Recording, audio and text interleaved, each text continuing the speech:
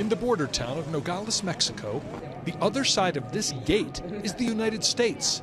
And right next to the gate, sitting on the ground, are migrant families, living and sleeping outside, hoping to be allowed to proceed just a few more feet into America. Amalia is from Guatemala. Her son Kevin is 7 and Uber is 3.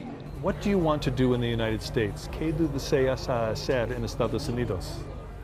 The 29-year-old mother says, I want to go protect my children and have a better life for them. Amalia says she fears for her life in Guatemala because of gang violence. As other people with passports and documents pass through the gate, these migrant families wait and hope for what is known as a credible fear interview with U.S. Customs and Border Protection. They say only one person has been called in for an interview all day. Eloise is from southern Mexico and has 3 children with her. The 46-year-old says, I'm scared. My kids are all I have in my life. I live for them. I'm scared for them. But have the mothers here heard about the children who have been separated from their parents after crossing into the United States? Each mother we talked with said they heard nothing about it weeks ago when they left their towns. Miriam came from Guatemala with her 2-year-old son, Franco. The 23-year-old says, I am scared. I'm hearing rumors now they could take my child away. Amalia says, there have been people telling me they're going to take our kids away, but I'm not sure. So why are these women willing to take such a risk?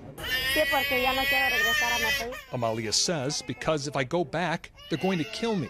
So this is the better option. The U.S. government claims children will not be taken away from parents who turn themselves in at legal ports of entry. Many others, including the ACLU and immigrant advocacy groups, dispute that claim. But what definitely does not bode well for any of these women we talk with is the recent decision by the Trump administration to overturn asylum protection for domestic violence and gang violence victims. I asked the U.S. Customs and Border Protection officer on the other side of the gate this question. And when do you start letting the migrants in for their interviews? We need to make sure we have enough assets to do it. My supervisors are working on it. If you want, you can go and ask the supervisor. Okay. We did.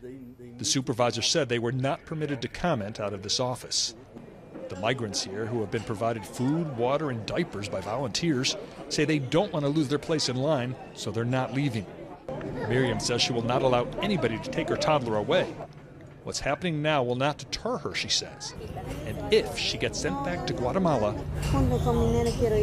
I will come back, Miriam says. I want to be in the United States. I will come back again.